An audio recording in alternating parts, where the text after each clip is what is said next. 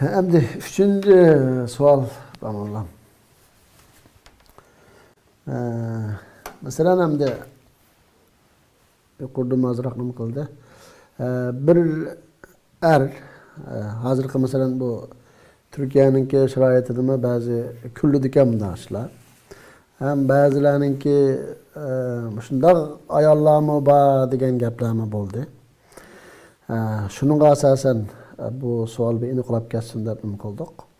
Bir yoki bir ayol hamda xususan bir ayolninki xavri yo'q holda to'y qildi, ya'ni to'y qildi, lekin ma'lum muddatdan keyin yoki muddat to'xtatmagan holatda bu ayolni bir olay hamda. 5-6 aydan keyin Yevropaga ketaman yo bir boshqa ishim bor. Shu ishim bitib bo'lg'achakki, men boytoq yashab bo'lg'achakki to'y qilg'ashtiray. O qachon ishim bitsa sizni berib ketaman deb uni niyatida bormda, lekin anda bir oylik, 2 oylik yo 6 oylik deb aniq muddat bekitmadi. Faqatlab taloq qilish niyati bormda. Onun bilan anda bir mushuning ömürlük ayolim bo'ldi deydigan niyati yo'q. Şu holatda bir ayolni nikoh olsa bo'ldi. O'sha shaklda bu ayolg'imi geçerli, bir ayolmi masalan hamda. Hozir o'tganda ba'zi ayollar deb keldi, qanchalik to'g'ri bilmaymiz. Masalan İstanbul'da bir erga tegib, anda uzun muddat bir bulashib qilish niyati yo'q holda. Onundan yine uzak kalmayı acışıp onundan iddetteki öykürasını ele ölüp yana iti çıkan yeni de ayeti yap kıldıgan ahvallar yüzü bir vatıda o degen meselelerime oturup çıktı hem de. Muşu işki soğanın ki şeriatı hükmünüme. Bismillahirrahmanirrahim. Asıl şeriatta bu nikah, niş toy kılış, men mengu yaşayman degan niyet bilan bo'lish lozim. Bu istimrariya, ya'ni davomlashishni talab qiladigan, mengu yashash niyatida qiladigan ish to'y qilish deganlikning o'zi. Shuning uchun har qanday ayol to'y qilgan vaqtda undaq ajrashib ketishni niyat qilib to'y qilishi bu to'g'ri emas. Bu birinci nokta bulaş lazım. Yani toy qilgan vaqtda cho'qib mengu yashayman degan niyat, g'oya, maqsad bilan to'y qilish lazım. Ayol ishkini taraf. Ishkili taraf. İnşallah mushu meniki mangulik yo'ldoshim bo'ldi, mangulik ayolim bo'ldi degan deb mush asosda niyat bilan qilish kerak. Xolis niyat bilan mengu yashayman degan umid, g'oya bilan, orzu bilan qilish lazım. Turmushni qudi nurg'un erlar ashna yaşayalaydi. Nurg'unlari undaq yaşayamaydi. Her xil kriz çıktı, xapalık çıktı. Bu ayrı mesele. Doğru. Lekin baş niyet şu mengu yaşayman degan ümit g'oya bilan bo'lishi lazım. Bu birinci kallamızda aniq bulaşık tegishlik mesele. Xo'sh. Chunki Allah subhanahu va taolo Qur'oni Karimda bu to'y qilishga buyurgan, tashabbus qilgan, payg'ambarlarning to'y qilganligini alohida bayon qilgan, bizning payg'ambarimiz sollallohu alayhi va sallam to'y qilishga buyurgan. Hech qaysida bu to'y qilgandan keyin ajrashib ketishning buyruq yo'q endi. Ajrashib ketinglar deydigan buyruq yo'q. Hatto ajrashib ketib qolgan taqdirdimi va la tansawul fadla baynakum deb tavsiya qilgan Qur'oni Karim. Ajrashishga tashabbus yo'q, buyruq yo'q. Fakat çıkışanmısanlar, turmuş joyida bo'lmasa, chiroyli qo'yib etinglar ayolni. Qo'yib etgan vaqtdimi o'zingizning yaxshi kunlarini, ko'ngillik o'tgan zaman, vaqtlarni unutib qolmanglar o'zaro muomala qilganda deb tashabbus qilgan dinma. Shuning uchun mangulik yashash niyati bilan bo'lish lozim. Lekin siz degandek ashundaq niyettim bir adam bir safar qildi. Ya men Yevropaga bir ketgisi var. Bu yerda bir yil turib qolishi mumkin. Bu vaqtda xotinsiz yursa harom qushib qolishi mumkin. Masalan, qanday sababdan bo'lsa hozir xotinni ag'ashtiray qani.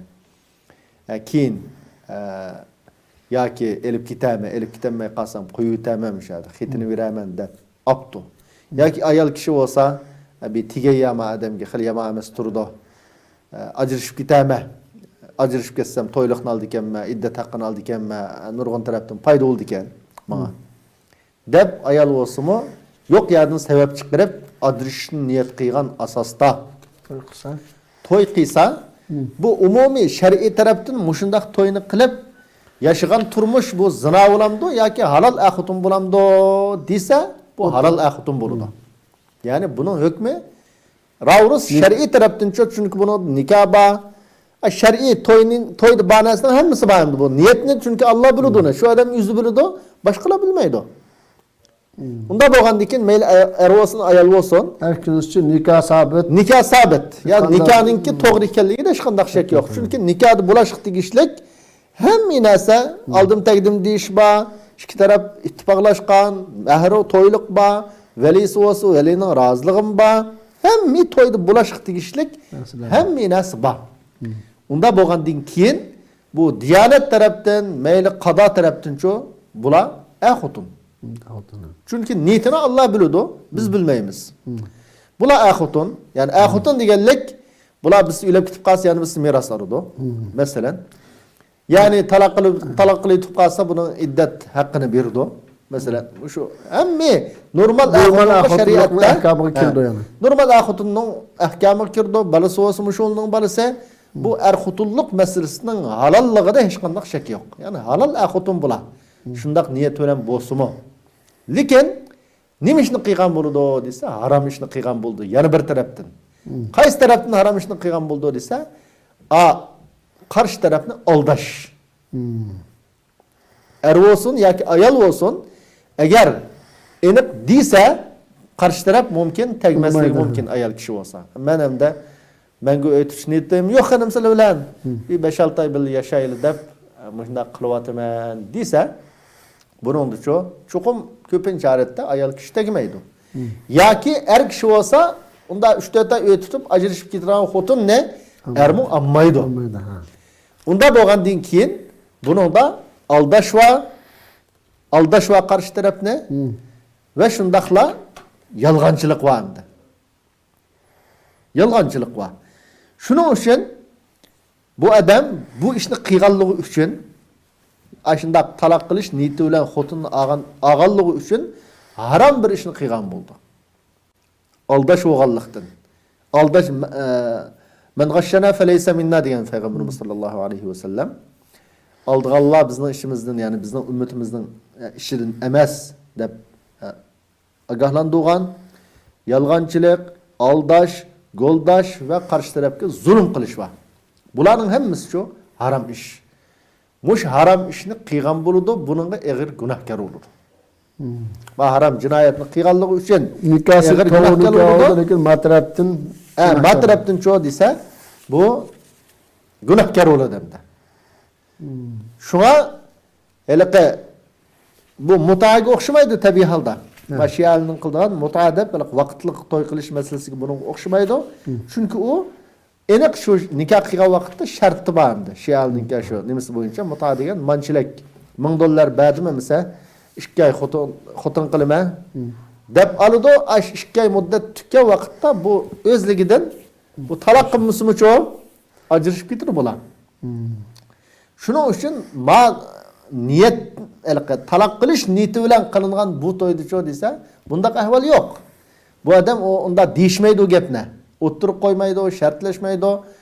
Xuddi boshqalar hammadamcho desa, qiz bo'lsin, yo qizning valilari bo'lsin, do'stlari bo'lsin, hammasi bu cho'qim manguliq to'y qildi deb qaraydi.